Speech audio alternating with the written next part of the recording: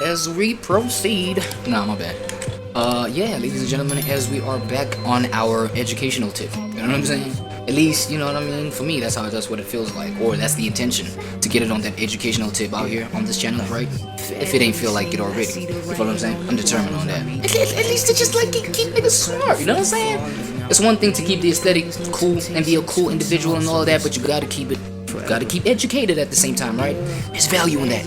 That's wealth. Let's get into it. Till paradigms shift into shades you ain't never seen. Was once excited for all this, now I ain't trying to be seen. Forever. That dream about the dinosaur and the leotard. Those times that you said that thing that you know you shouldn't have said, or even that thing you didn't even know you were gonna say. The little cogs of your consciousness cranking away, making your life possible, making society. Whoa. Is that how people is opening up 2026? Man, yo. Happy New Year's, by the way. Let me just like introduce this to y'all formally. I know this is even the wrong scene, but you know what I'm saying, this is an introduction to just the crash course of psychology. I guess we might as well just like, you know, coin this one, the educating psychology, you know, behind YouTube, giving you a psychology crash course. Some shit. You know what I'm saying? Let's get to it. Function all of the things that you're so glad you can do, and all of the ones you wish you could stop doing. Excluding other human minds, your mind is the most complicated piece of the universe that humans currently know about. The rules that govern it are mysterious and elusive. Maybe our brains just aren't complex enough to understand themselves. But that's not gonna stop us from trying. The word Let's do it. psychology comes from the Latin for the study of the soul, and while its formal definition The study of the soul has evolved over the last several decades, today we can safely call it the science of behavior and mental process. The term psychology wasn't coined until around the turn of the 16th century, and a practice that we would actually call science today wasn't established until the mid-1800s. Professor, what is the soul? Like, before we proceed, I'd like to just know, just real quick, what is the soul, since we say that is what we're studying, right? Professor. Hi there, Sizway. Yes, just please define the soul for me. No, what? it's always good time thinking Yo. Sir, I'm not done with my question, bro. Let's go. Oh, my bad, Sizway. Yeah. So, define soul. S-O-U-L. What is the soul? Ooh, deep question there, Sizway. Love it. So the soul, that's essentially that part of you that feels like, well, you, the core of who you are beyond just flesh and bones. It's a pretty timeless concept, and people have been philosophizing about that forever. So what sparked that question for you? The study, a crash course on psychology. You know, they claim that psychology is actually a study of the soul. That's what it was considered. I don't know, back in the day or something like that. You know what I'm saying? So, thank you so much, Professor. Yeah, you may proceed. But of course, humans have always been curious about themselves and what's going on up here. Aristotle pondered the seed of human consciousness and decided that it was in the heart, not the head, being, as we have seen quite a lot here on Crash Course, absolutely and completely wrong. 2,000 years ago, Chinese rulers conducted the world's first psychological exams, requiring public officials to take personality and intelligence tests. And in the late was human behavior that fascinating that they just needed to study their psychology? Because I'm just thinking now, just like unprovoked type thing, like, yo, it's like, and I'm not even asking this out of nothing but, you know, the kind of curiosity I have, because this hits me.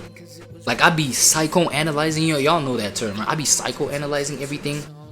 I think, like, actually ever since a kid, man, ever since I've been like introverted, so to speak, you know what I'm saying? My whole thing, even, you know what I'm saying? Doing things like, getting high. Yeah, look, the whole idea in just like isolating yourself and, you know, from the outside looking in, that looking negative, or somebody projecting some sort of like negative notion about the fact that you're an introvert, you're always alone, nigga, I liked that shit. I was like, yo, give me more, nigga. I loved it, you know what I'm saying? So, you know, so I never really even had a problem with things like getting high and things like that. It's just that, yo, the depth, man, that the mind could just like be curious, like the depth of, in terms of like the curiosity, you know, and like what I'd be asking myself just looking at another human being. It's kind of like I would jump into conclusion of like painting a picture just from how you behave, from how you react to certain things, you know what I'm saying, to how I even just like talk to you or say certain things, certain slick things about, you know what I'm saying. Hold on. My fault. Yeah, we're here for the crash course. I get carried away. My fault, Professor. Late 800s, Persian Dr. Muhammad ibn Zakaria al-Razi was one of the first to describe mental illness and even treated patients. Mental illness? When was this? In what was essentially a very early psych ward in his Baghdad hospital. No. From the efforts of those early thinkers up until today, the field of psychology has been all about tackling some of the big questions. How can humans do horrible things like commit genocide and... You know what I'm saying? And these are part of the questions that you be asking yourself if you see somebody like a serial killer doing their thing. My fault, torture other humans, and how come we know those things are horrible? Yeah, do you be asking these questions like, or are we simply driven by our environment? Nah, that one, bro, we gotta get into that one for sure. I'm here for that one for sure. Free will, bro? The whole thing of free will? And then you get a whole lot of, you know, ideologies that even put emphasis on things like, you know, predestinies and you know, prophecies. Like, what's a prophecy? And you know, under the guise of free will, bro. So you telling me you can speak something upon my life, prophesy some shit, right? And you know what I'm saying? Let's say I don't even fuck with what you're telling me right now. You think I'm gonna go on with that shit? I'm like, man, that nigga crazy. You know what I'm saying? Biology and non-conscious influences. What is mental illness, and what can we do about it? That's a great one. And what is consciousness, or the notion of self? If I lose my... Damn, hold on, bro. Why wasn't I here a long time ago, nigga? Damn, you know what I'm saying? Nah, I'm here to stay, buddy. You know what I'm saying? Don't worry about it, Professor. I got you. Crash course. Am I still human? I don't know. Yes. What are the next 6 months? I wanna know.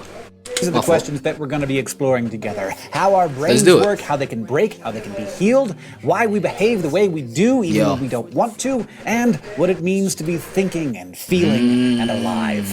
Yo, just in case, you know what I'm saying, like y'all was just like tripping off for the depth of whatever. Nah, this is, you know what I'm saying, we don't usually go this deep unless you hit that like button and you comment on why you think we should carry on with content like this, if you think it was like kind of cool, right? Or kind of just like sharpening, you know what I'm saying? Because I want, like, just today I selected this for the reason that, you know what I'm saying, I want everybody to understand, like, just why we are here breaking down the kind of videos that we break down on this channel, right? On this reaction channel type shit. So that when I say, yo, the psychology of it, it's like, ain't us, and we all know what we talking about. So it's kind of like, yo, why not get into a crash course about this here, right? Yeah, let's go on. People probably think of a therapist. Oh shit, my fault. I guess we gotta dance. When hearing the word psychology, most people probably think of a therapist listening to a patient unpacking the details of his day while reclining on a couch. Maybe that therapist is wearing glasses, chewing on a cigar, stroking his whiskered chin. Admit it, if you're thinking about Hell nah. What? Think of a bad bitch. What? Psychology. You're probably picturing Freud. Freud was one of the most tremendously influential and controversial thinkers of his time, maybe of all time. His theories helped build our views on childhood, personality. I'm familiar with Sigmund Freud, Professor. Understand? Familiar with that little, you know what I'm saying? My little nail right there, my little boyski. Dreams and that's my son right here. And his work fueled a legacy of both support and opposition. His life. No, you know why I'm saying, like, yo, I'm familiar with him. It's like the things that he has spoken about, I've found myself just like divulging. Ooh, damn, I think that was a deep one. Whoa. I found myself just like mentally lingering. I don't know. I don't have anything more softer than that for y'all, bro. That's not even a deep one. Look, I started just, you know, I would mentally linger upon I would just, you know, think about the things that he be chopping down, like he be chopping up, like in his works, in his you know, books and things like that. I mean, look. I'm sorry to admit this, dog, to my readers out there, right? I'm gonna admit something very controversial. I hate reading.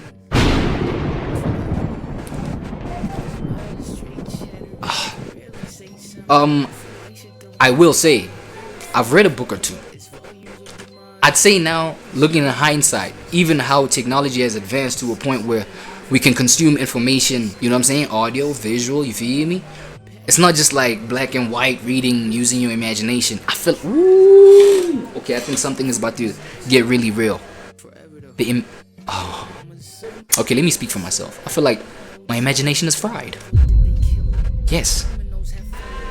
Yeah, that might be it. My imagination might be fried because, right, reading like, you know, black and white text and things like that. It's like, you know, you rely on your imagination, like your mental, to paint the pictures that you're consuming right here in black and white, right? So, with that being said, it's like how you know, like, somebody's into. How you know that somebody got a sharp imagination, a fast imagination? I don't know. Okay, I don't know. Yeah, but like a healthy imagination is people who like reading black and white texts, right? Am I tripping? Bruh, I hate that shit. I ain't gonna lie, bruh. Like, I have, as I say though, I have read a book or two. I'm not gonna lie. You know what I'm saying? Like, I do have a curious mind. But I feel like as the world has opened up to like alternative ways of, you know, absorbing information, understanding your environment, yourself, right, yourself. Like, although like these methods have just advanced, we've got like more ways to do that. And I feel like it was at that point when I realized, no, I actually hated reading. Back then it was like, yo, dog, it's this hard thing, but I do it because, you know what I'm saying, I'm really trying to get on my literateness, right, literacy. Yeah. So, you know. But I'm familiar with just like Sigmund Freud. Is it Sigmund Freud, yeah? Yeah, Sigmund Freud, just, you know, content online, you feel me? Pieces, articles, you know what I'm saying? You thought I didn't read nothing. Articles, buddy. Articles.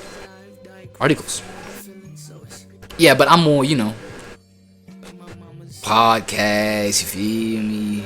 Video essays, you feel me? Type stuff. But yo, I think my imagination is gone, bro. Fried. Long and spanned an important swath of history from the American Civil War to World War II. But like most great scientists, Freud developed his revolutionary ideas by building on the work of others. And of course, innovation in the field didn't stop with him. In truth, psychology is one of the most wildly diverse sciences in terms of the questions it proposes, the methods it applies, and the different schools of thought and disciplines it contains. Perhaps more than any other science, psychology is just a big ol' integrated melt. Hold on, I got a good question for you, Professor. Good ass little question. Hello, Sizway. Yeah. So, what's the difference between psychology and philosophy? Did you get that? Psychology and philosophy. You know, Sizway, I think you're on page that's basically giving you a little nudge, right? Like, tell me what some good conversation starters are. No. Okay, what is philosophy, bro? So, if we're talking philosophy in the quick and easy way, it's basically the art of diving deep into the why behind everything. It's like asking the big questions about life, existence, and our place in the universe. So, let me toss the ball back to you. What's a big why question that you've always wanted to explore? Why am I curious as to, you know, the difference, you know, knowing the difference between psychology and philosophy? Do you care to break that down, sir? Absolutely, Tizway. Think of it like this. Psychology is all about understanding what's going on in our minds and why we do what we do. It's the science of behavior. Whereas philosophy is like the big picture questions. What's the meaning of life? What's right and wrong? So psychology gets into the nuts and bolts of the human mind, and philosophy ponders the bigger why questions of existence. Okay, you know what? We gonna get back to that one. Probably on the MOS, right? Cause now I want to know the linkage. You know what I'm saying? I'm trying to know the linkage. Pot. For instance, right around Freud's time, there were a lot of different schools of thought about how the study of the human mind should be tackled. Mainly, there were the ideas of structuralism, functionalism, and psychoanalysis. Scientific psychology got its start in 1879 in Germany, when physician Wilhelm Wundt set up the first psychology laboratory at the University of Leipzig, just a few years after publishing his Principles of Physiological Psychology, considered the first true psychology textbook. Wundt and his student Edward Bradford Titchener took cues from chemists and physicists and argued that if those people could break down all matter into simple elements or motor structures, why couldn't they do the same for the brain? They tried to understand the structures of consciousness by getting patients to look inward, asking them how they felt when they watched a sunset, or smelled a coffee, or licked a kitten, or whatever. Titchener named this approach structuralism, but despite its rigid-sounding name, it really relied so much on introspection that it became too subjective. True. I mean, you make sense and feel something different than I do, even if you lick the same kitten. Oh, they used to call that structuralism? Psychologists, of course, can't actually observe a patient's inner thoughts or feelings, so ultimately the structuralist school of thought was fairly short-lived. By contrast, American physician and philosopher William James proposed a different set of questions. What'd he propose? On why we think and feel and smell and lick or whatever.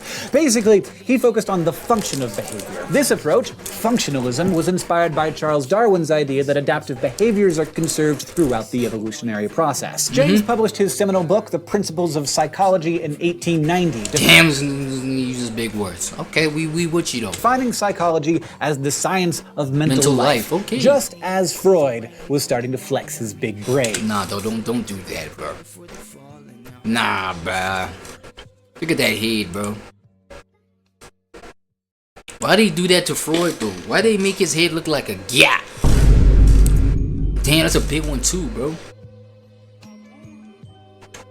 Bruh, I thought we was just like here for like literally the lessons, bro. How the hell you gonna make that nigga head like that, bro? It got veins and shit? Hold on. Come on, bro. From that nigga Freud, nigga. I'm reincarnating back as these niggas, I don't know, worst nightmare or some shit. How you gonna disrespect me like that? Okay. Touche, you put respect on my name. On my head, nigga? What's wrong with Sigmund niggas? Freud began his medical career at a Viennese hospital, but in 1886, he started his own practice specializing in nervous disorders. During this time, Freud witnessed his colleague Joseph Breuer treat a patient called Anna O with a new talking cure. Basically, it just let her talk about her symptoms. The more she talked and pulled up traumatic memories, the more her symptoms were reduced. Oh. It was a breakthrough, and it No changed ways, for Freud real? forever. From then on, Freud encouraged his patients to talk freely about whatever came to mind, to free associate. This technique provided the basis for his career and an entire branch of psychology. In 1900, he published his book, The Interpretation of Dreams, where he introduced That was a deep ass nigga. Already he was like trying to dig deep into dreams, man. I don't know how y'all feel about just like, you know, breaking down y'all dreams, like, you know, considering what they mean. You know what I'm saying? Trying to remember those. How seriously do y'all take dreams, bro? Put it, you know, put it down in the comments, bro. Cause I'm not gonna lie, like, I've had experiences where dreams have translated into like real life moments in the scariest of ways, man. Not creepiest, like in just deepest of ways. You feel me?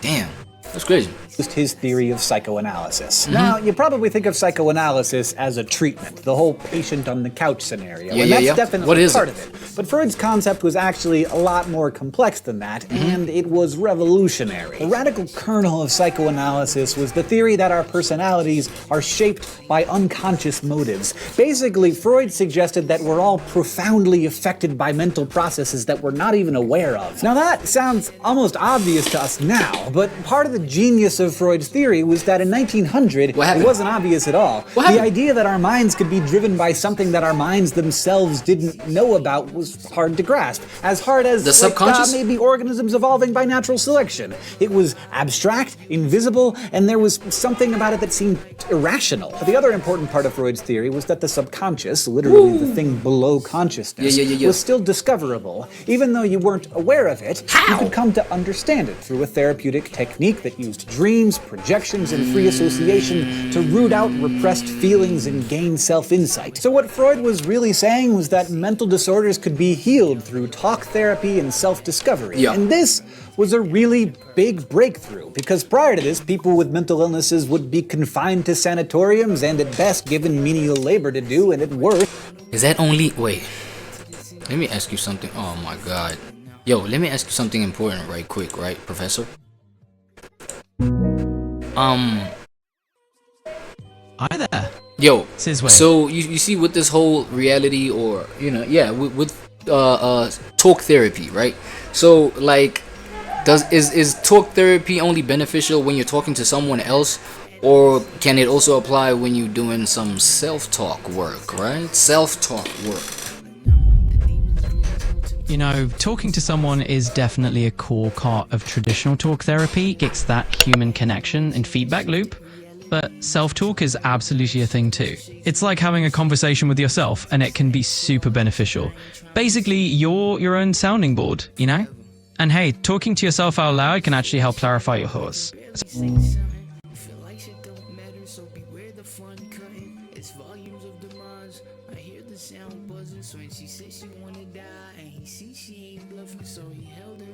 First, shackled to a bed frame. After the interpretation of dreams, Freud went on to publish over 20 more books and countless papers with an iconic cigar in hand all the while. He believed smoking helped him think, but it also helped him get jaw cancer. During the last 16 years of his life, he underwent at least 30 painful operations while continuing to smoke. By the late 1930s, the Nazis had taken over Austria, and Freud and his Jewish family narrowly escaped to England. By September 1939, the pain in his cancerous jaw was too great, and a doctor friend assisted him in suicide through morphine injection. Whoa. He was 83. Whether you love him or hate him, and make no mistake, plenty of people vehemently disagreed with him. He got euthanized?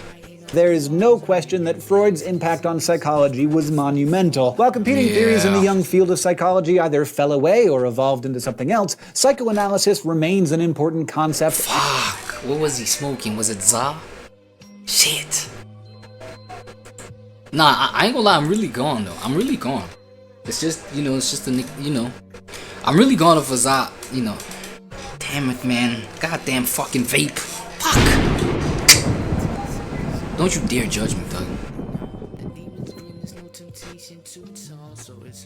Watch out, bro. Don't. We're not doing that. I'm saying though, I've been off of that shit, right? Swear to God, it's been like 6 days. It's fucking vape though. God damn it! You say they had to after what? After 30 operations they had to perform legal self. I'm not even trying to say it. You know what I'm saying? Okay. And practice today. The next big shakeup rolled in during the first half of the 20th century when behaviorism gained a higher profile. Heavy hitters like Ivan Pavlov, John B. Watson, and B.F. Skinner were key players here. They focused on the study of observable behavior. You may remember Skinner as the dude who put rats and pigeons and babies in boxes and conditioned them to perform certain behaviors. Right around when Freud escaped to England, Skinner published his Behavior of Organisms, ushering in the era of behaviorism, which remained all the rage well into the 1960s. The other major force at the time was, of course, Freud's psychoanalysis and its many descendants, collectively known as the psychodynamic theories. These focused on the importance of early experiences in shaping the unconsciousness and how that process affects our thoughts, feelings, behaviors, and personalities. By the mid-20th century, other major forces in psychology were also brewing. Schools we'll explore later in this course, including humanist psychology, which focuses on nurturing personal growth, cognitive science, and neuroscience, all of which contributed their own unique takes on the study of mind. Today's formal definition of psychology, the study of behavior and mental processes, is a nice amalgamation that pulls from... Okay, so the study of behavior and mental process. Behavior and mental process. That like, I'm pretty sure that, you're supposed to be building professional rapport, you gotta watch out, nigga. Trying to know who I'm trying to fuck with, man. Come on, man. Professor, nigga. Damn. Alright, man, so your crash course, dog. You know what I'm saying? So from here on out, we can understand what the hell. Oh my god. Bro, I hate it when that happens, bro. Because some sensitive information might be on the screen and I fucking minimize the whole YouTube. You see my whole, you know what I'm saying? We just reacted to a video about niggas getting, you know what I'm saying? Getting harassed and violated by gang members. Streamers, that is. You know what I'm saying? Come on, I can't be doing that. Anyway, so yeah, it's just that so that we can, move forward understanding how we chop up, you know what I'm saying, the people that we chop up in these videos, how we break down their psychology, aka, by definition now, behavior and mental processes. Yay. Give yourselves a hand, bro. Matter of fact, y'all deserve a louder one than that. Let's go. Nice, man. Nice. Yay. Man, y'all my peoples, bro. You know what I'm saying? We gotta grow. We gotta know what we talking about when we do it, when we talking. You know what I'm saying? Okay, cool. Next up.